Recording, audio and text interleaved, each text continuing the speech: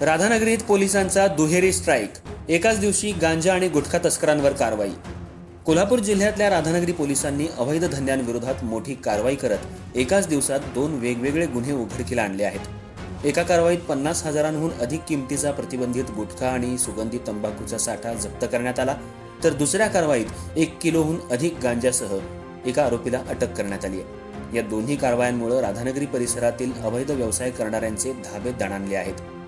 राधानगरी पोलिसांना मिळालेल्या गुप्त माहितीच्या आधारे 24 जून रोजी सकाळी तिरंगा पान शॉप राशिवडे बुद्रुक इथं अन्न सुरक्षा विभागाच्या अधिकाऱ्यांसह संयुक्त कारवाई करण्यात आली. या कारवाईत प्रकाश नरहरी गोंगाणे यांच्या ताब्यातून विक्रीसाठी साठवून ठेवलेला प्रतिबंधित गुटखा आणि सुगंधी तंबाखूचा साठा जप्त करण्यात आला. या कारवाईत एकूण 55,020 रुपयांचा मुद्देमाल जप्त करण्यात आला.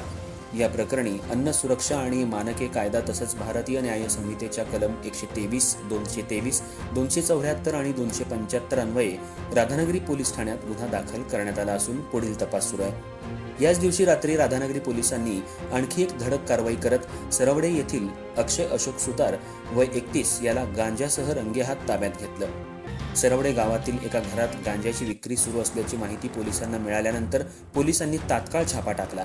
यावेळी आरोपीच्या ताब्यातून 1 किलो 20 ग्रॅम वजनाचा गांजा, एक मोबाईल फोन आणि रोख रक्कम असा 20,220 रुपयांचा मुद्देमाल जप्त करण्यात आला.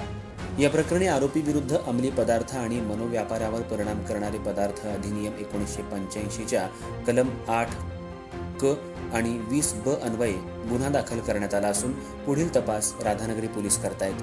अवैध गुटखा आणि अंमली पदार्थांच्या विक्री विरोधात राधानगरी पोलिसांनी सुरू केलेल्या या धडक मोहिमेमुळे अवैध व्यवसाय करणाऱ्यांमध्ये खळबळ उडाली आहे.